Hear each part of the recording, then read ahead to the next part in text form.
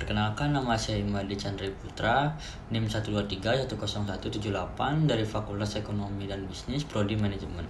Di sini saya akan membahas mengenai EYD. Istilah EYD kerap kita temui dalam bidang ilmu bahasa Indonesia. EYD mulai berlaku sejak tanggal 16 Agustus 1972 dengan diterbitkannya Keputusan Presiden Nomor 57 Tahun 1972. Kepanjangan EYD. Kalian pernah tahu nggak sih kepanjangan EYD? Kepanjangan EYD itu adalah ejaan yang disempurnakan. EYD merupakan singkatan resmi dalam bahasa Indonesia. EYD bisa dijadikan syarat untuk penulisan karya tulis ilmiah dalam bahasa Indonesia. Ejaan yang disempurnakan atau EYD adalah aturan dasar ejaan dalam bahasa Indonesia yang hingga saat ini kita masih gunakan. Contoh-contoh perubahan yang terjadi pada EYD dengan ejaan sebelumnya antara lain, yang pertama itu J menjadi Y, DJ menjadi Y, NJ menjadi Y, CH menjadi KH, TJ menjadi C, dan SC menjadi SY. Fungsi EYD. Ejaan tidak hanya digunakan sebagai pedoman dalam penulisan kata atau kalimat yang benar.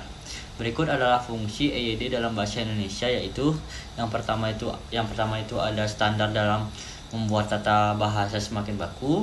Yang kedua ada menjadi pemilihan kosakata dan istilah lebih baku. Yang ketiga adalah untuk menyaring unsur bahasa asing ke Indonesia sehingga dalam penulisannya tidak menghilangkan makna aslinya. Di sini ada contoh penulisan sebagai berikut. Yang pertama, huruf diftong. Di dalam bahasa Indonesia terdapat 4 huruf diftong yang dilambangkan dengan gabungan huruf vokal AI, AU, EI, dan OI. Seperti penggunaan kata santai, amboy, pulau, dan survei. Yang kedua, ada huruf kapital yang dipakai sebagai huruf pertama setiap kata agama, kitab suci, dan Tuhan, termasuk sebutan dan kata ganti untuk Tuhan, contohnya Allah atau Tuhan, Kristen, Islam, dan Yesus. Yang ketiga, ada huruf tebal dapat dipakai untuk menegaskan bagian-bagian karangan seperti judul buku, bab, dan subbab, contohnya bab pertama pendahuluan.